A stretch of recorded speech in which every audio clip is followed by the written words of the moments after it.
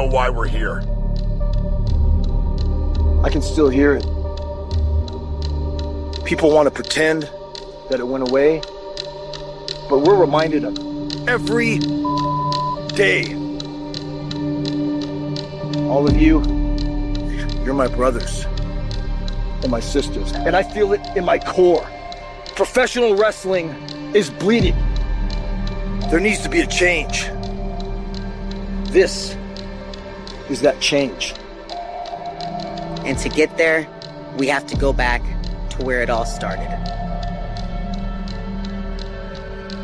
I look around and I know that if we had everything that we wanted, then that means we didn't want or dream big enough. They thought it had been written. They thought that the book was closed. Let's rewrite those pages. Replace them with our own words, with our own story. Sleep is the cousin of death, and we've been slept on for the last time. We are the kings and queens of our own stories.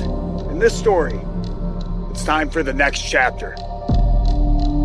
All I've ever wanted was to be here, a part of this, a part of something bigger than any one person. Now, I can. I guess there's only one thing left to do.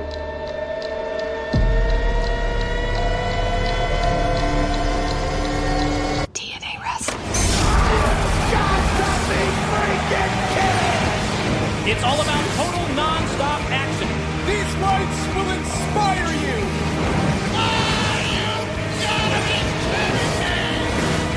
It's an evening that revolves around history.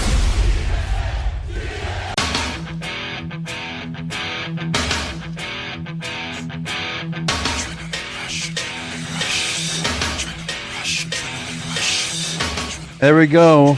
TNA Wrestling returns in 2024. And this is the Wrestling Resort Podcast. Thanks for listening in. This is King of Podcasts here to recap TNA Bound for Glory 2023.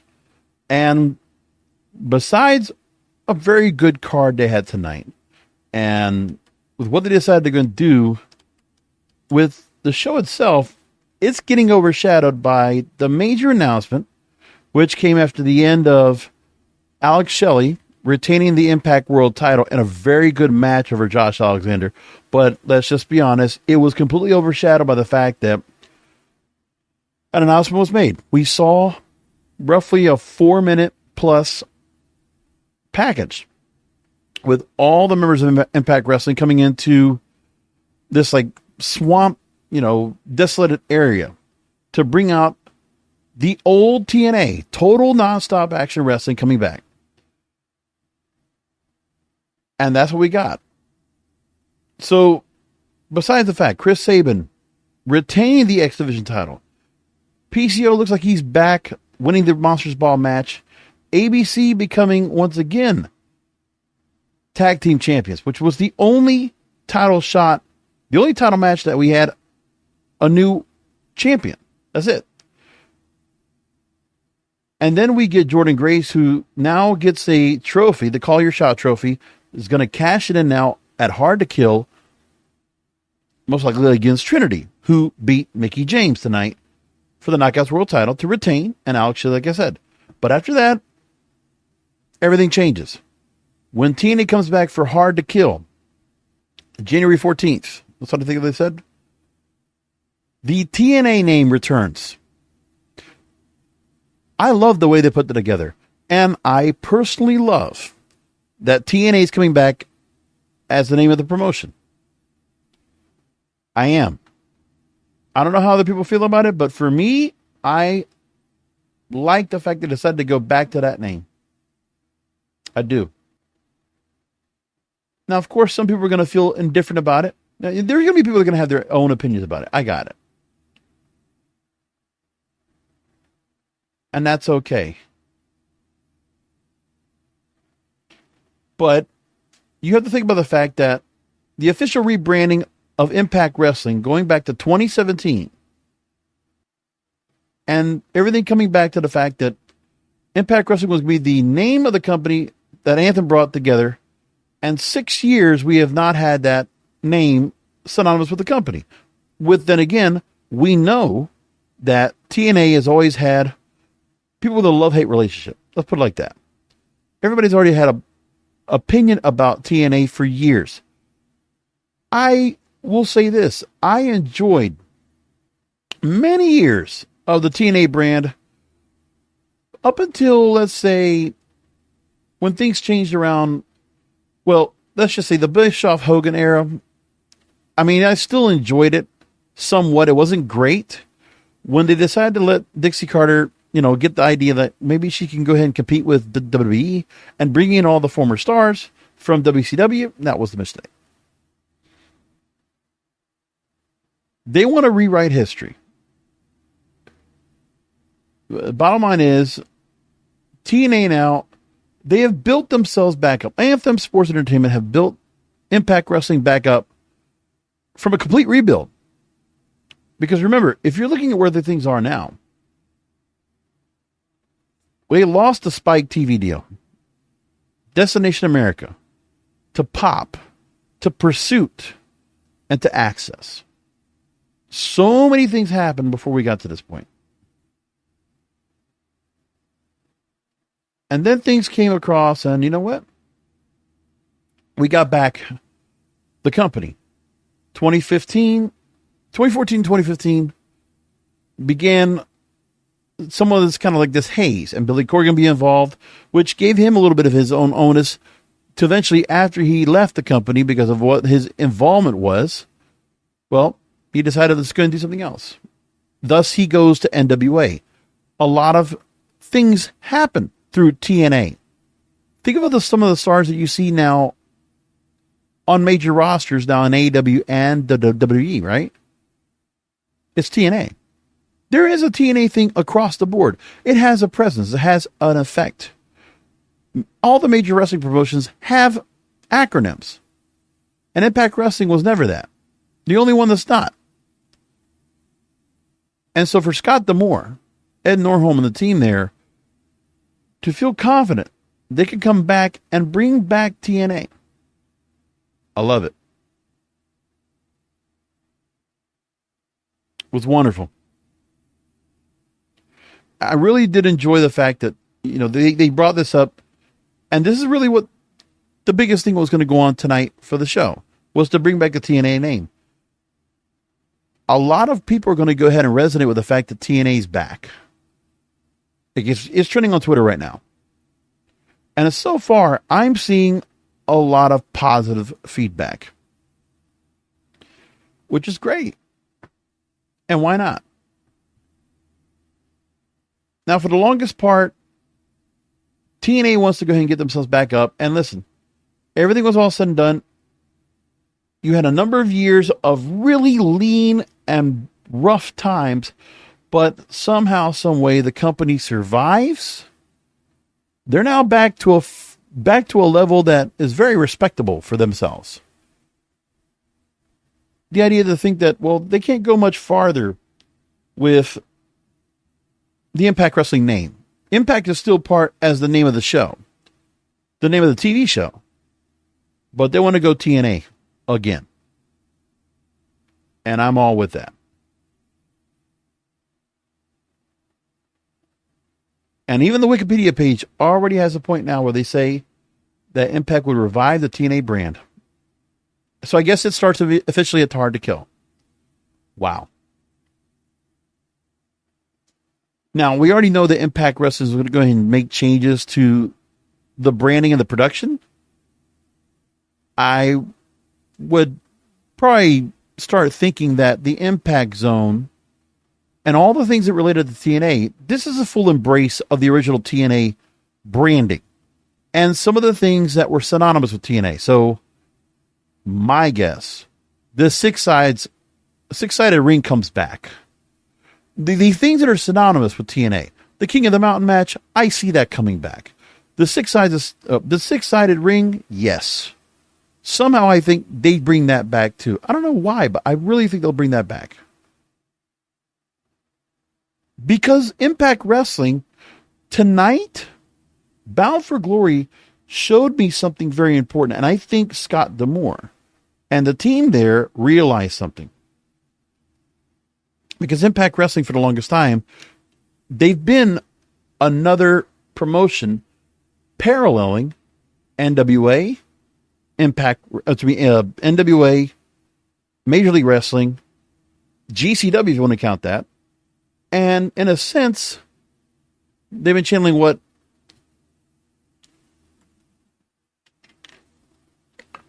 all the other wrestling promotions are doing out there, because even Ring of Honor, before Ring of Honor got bought. And I think that's what happens. That Impact Wrestling is identity. It doesn't necessarily have an identity. As Impact Wrestling, I really couldn't tell you what it was. I mean, there are things that we know about Impact Wrestling that we enjoy. The Knockouts division. Listen, they continue to impress. Jordynne Grace comes back. Trinity is thriving right now, being the character she always wanted to be. And she gets to be champion. And she gets to work with a great roster. Listen, that's great. And what they all decided here was to change everything up when it comes to what has been a very kind of basic wrestling product, an effective wrestling product.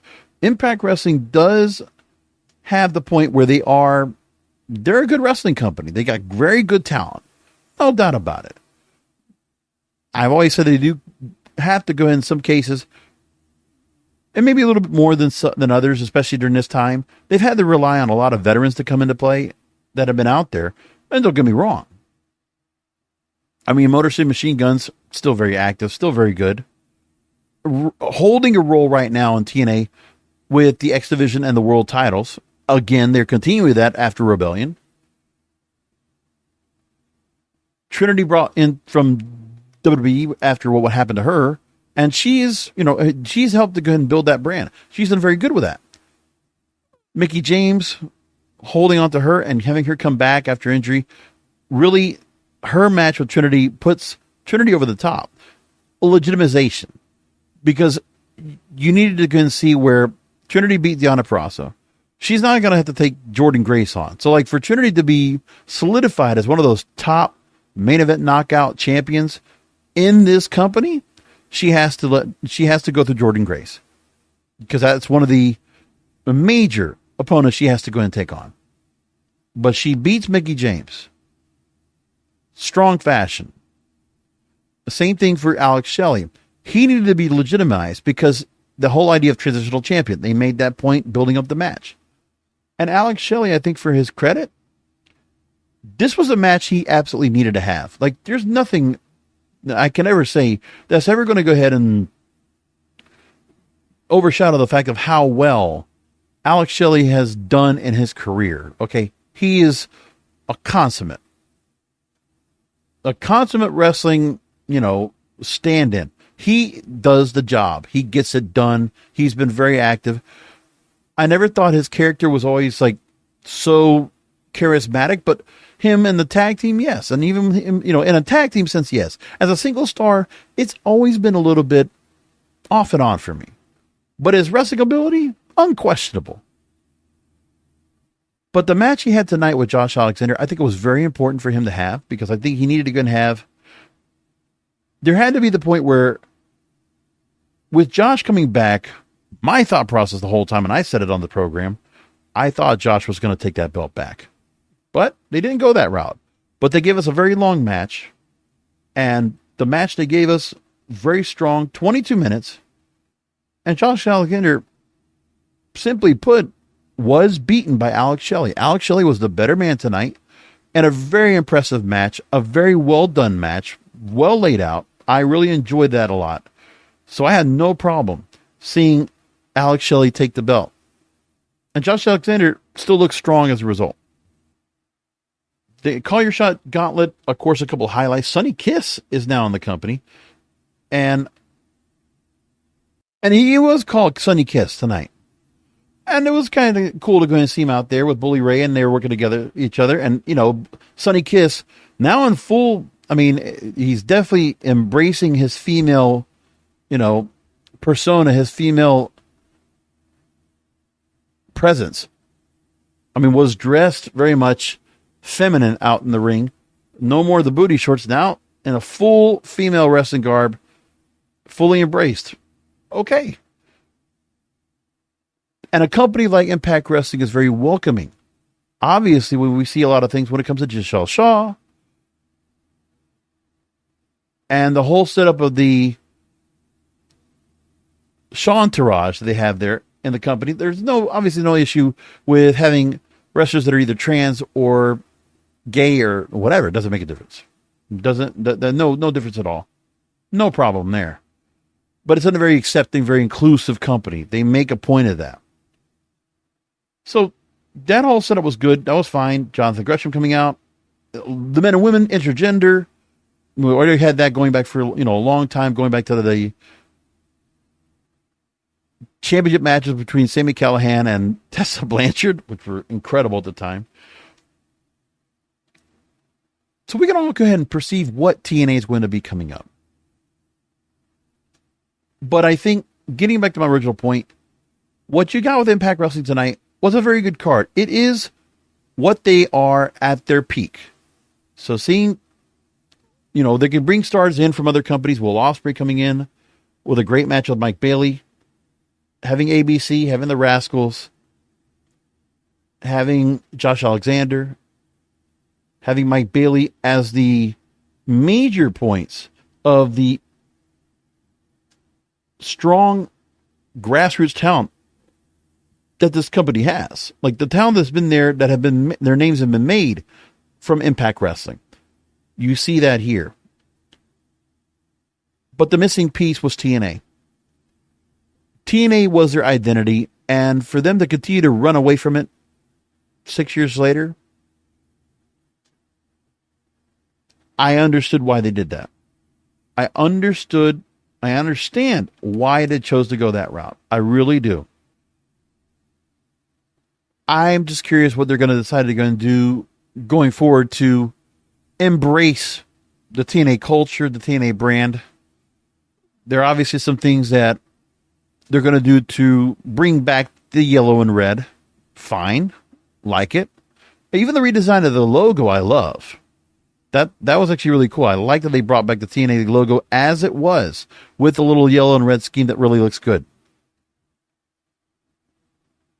Hey, even if it means that people are going to start, the bubble WWE fans are going to start like kind of shitting on TNA again because it's like, oh, look, they go back to TNA. You know what? Let them. The negativity, the bashing, all that stuff, if it just brings TNA back up to the forefront, people are going to talk about it. And now it's going to be much easier because TNA was such an easy brand to go and mention. Because this company is not going to be the tits and asses thing like they were talking about before. TNA will be the total nonstop action like it was before. They're going to embrace that. And they can take some of the things they have. Listen, they kept Feast or Fired.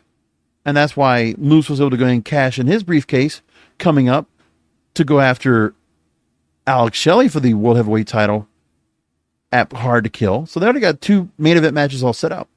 Now, what do you do next for the next year of TNA to build them forward? Like, what do you do next? Do you bring back the Impact Zone? Does the Impact Zone come back into what it was? Do the crowds get back into that again? The crowd at Cicero Stadium in Chicago were all in to go ahead and start chanting TNA again. They loved it. They loved to go and do that again. So they were all back into it. I mean, when you heard Scott D'Amore come in after the fact, let me just play when Scott D'Amore came out to the ring, you hear the crowd. Listen to that crowd all into it because they played it inside. They were all in to raise up for the return of TNA. This is TNA Wrestling.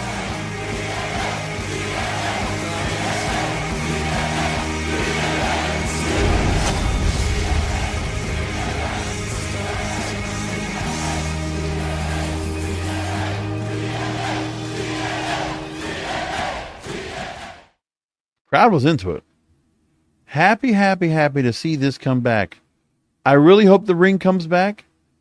And there's going to be some things that are not going to be part of this, but, I just really enjoy the fact that we got this back. Here's more with Scott D'Amore after the pay-per-view went off the air.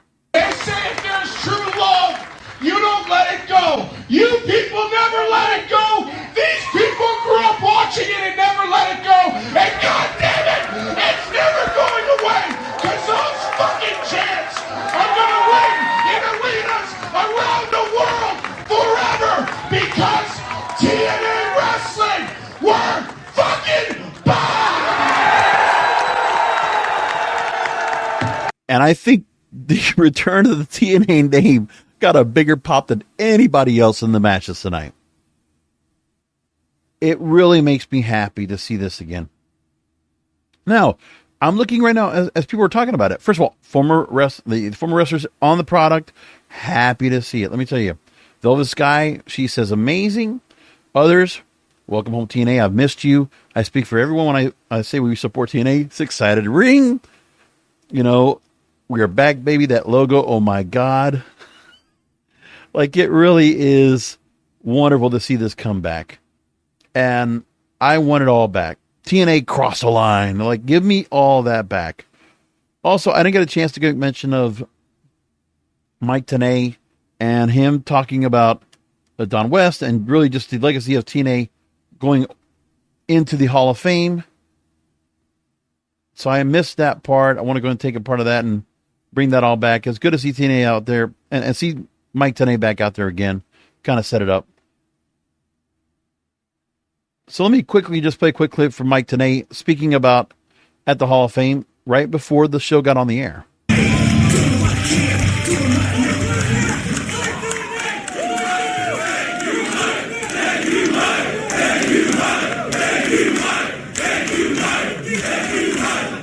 Thank you, everybody. Thank you so much, and thanks, Scott. Thank you, Eric Tompkins, for that awesome video, and thanks to everybody that participated. And isn't it fitting that we pay tribute to Don West right here in his hometown of Chicago? Good night. A good night of wrestling. Listen, the show itself, solid, top to bottom. No problem there. Fun intergender call your shot match. That was actually cool. But like, the company gives consistently good wrestling. We have nothing to shit on about this show. There's nothing that gives the old TNA stigma that we had before. And that's good. Listen, no Vince Russo, no Hulk Hogan, no Eric Bischoff. All that's gone. They brought it back. And Scott D'Amore, I think, just has a chip on his shoulder and said, man, we got to do this. I am so tired of this. I don't want to. And I think the crowd getting to chant TNA again is such a special moment. So I completely support and endorse the decision of Impact Wrestling bringing back the name TNA, Total Nonstop Action Wrestling. I love it. And you know what? I'm one of those people. It was so hard to just keep calling it Impact Wrestling when we all, as wrestling fans going back 20, 30 years, we all still call it TNA. It's just easier to say, and we just know what it was. We all know it's TNA. You know? And that's what it should be again. So, thanks for listening in, finding the shows you always do. kingofpodcasts.com. As you always, check out this channel for all the wrestling that's going on here. And we'll come back on Wednesday. We'll take the fallout of everything from here. I'm guessing Impact Wrestling stays around as a name until they make the change over. I don't know if that's going to be when they switch, the rebranding comes in 2024 or what. But I guess that's what the plan is that the complete rebranding goes back to 2024. And then we get into Hard to Kill and we're TNA again. And I love it. Can't wait. And the Impact Wrestling name will continue because it'll be TNA Impact again. Back to the show like it was. I like it. All right. Thanks for listening in. Come back for another Wrestling is Real podcast because wrestling, by the way, I took it from a TNA show, Ethan Carter III to Dixie Carter, because wrestling needs us.